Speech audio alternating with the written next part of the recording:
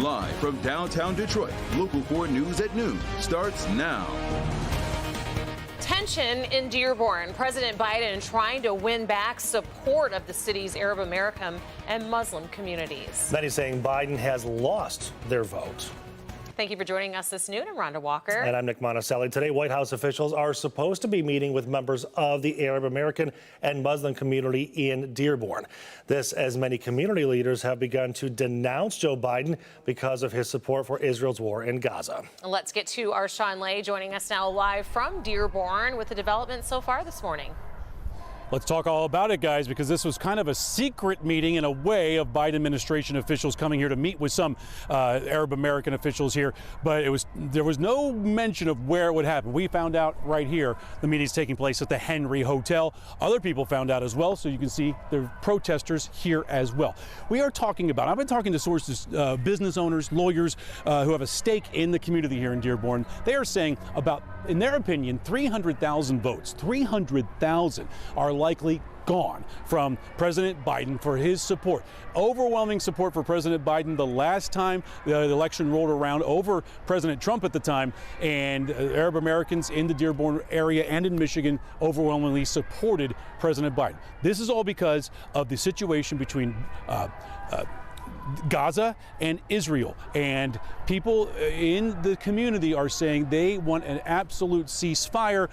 President Biden can take care of that, but until then, they're holding a meeting here, but a lot of people who were invited are not going in. Here is the imam from the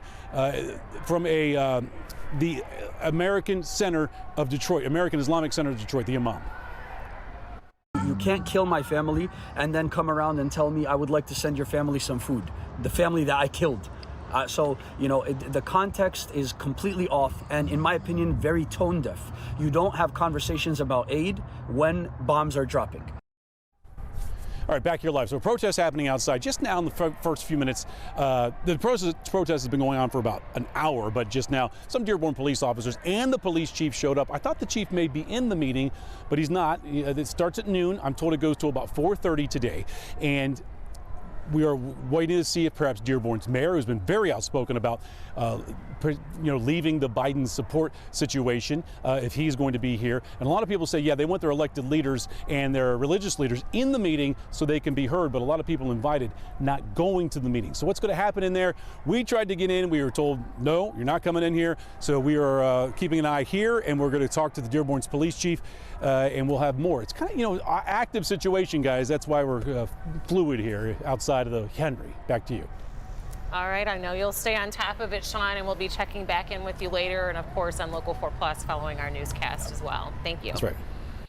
Warren Police Department responded to threats at two different Warren middle schools this week, leaving one student suspended and another is facing charges.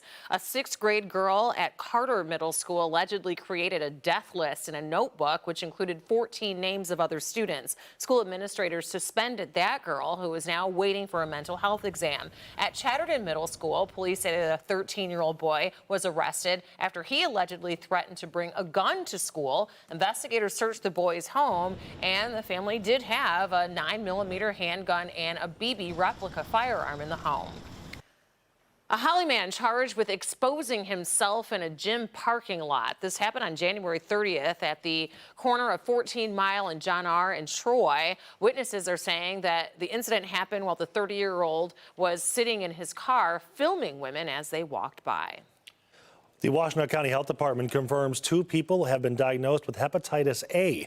The department says the 2 cases are unrelated and were detected thanks to wastewater surveillance, adding both residents were likely exposed to the virus during international travel. This is a great reminder. You should get vaccinated against hepatitis A and make sure you are practicing good hygiene.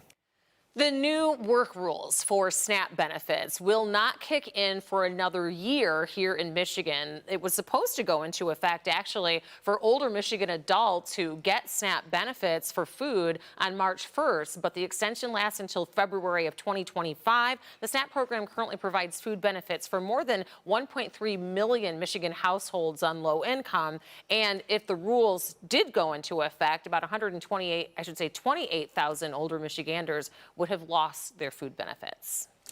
Well, teens can get a head start on applying for summer jobs right here in Detroit. Mayor Duggan opening the application portal for Grow Detroit's Young Talent, a summer jobs program for more than 8,000 Detroit youth. This is a really good program. It's been such a great program ever since it started. It gets bigger and bigger with more and more employers coming on board. It's paid opportunities for kids in Detroit between the ages of 14 and 24 to get hands-on work experience for the summer in a wide range of fields, from police and fire to IT to skilled trades and healthcare and more. So make sure you apply.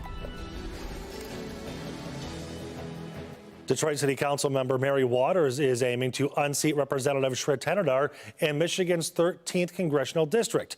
Waters made the official announcement in Hamtramck this morning. She will run as a Democrat. The 13th district covers Hamtramck, Highland Park, and parts of Detroit.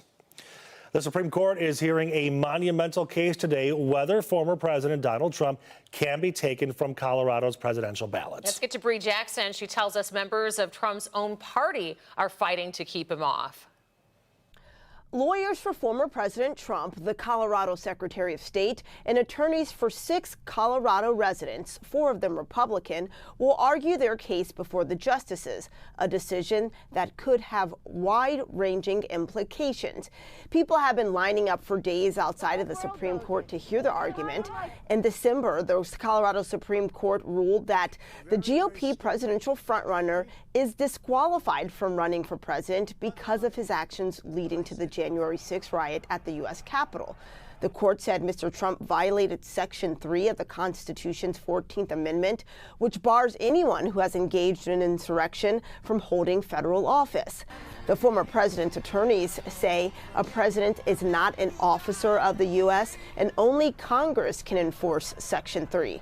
The decision will have an impact beyond Colorado. Maine has also ruled Mr. Trump ineligible for its primary. And even if the high court rules against former President Trump, he will not be immediately disqualified from running. The issue will return to individual states.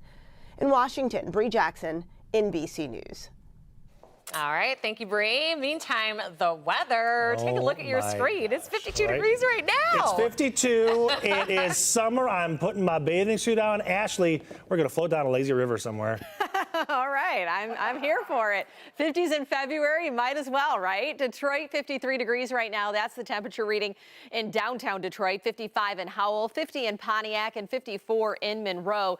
And we are just going to continue to warm up over the next couple of hours. So some of the areas like Howell could end up in the upper 50s today.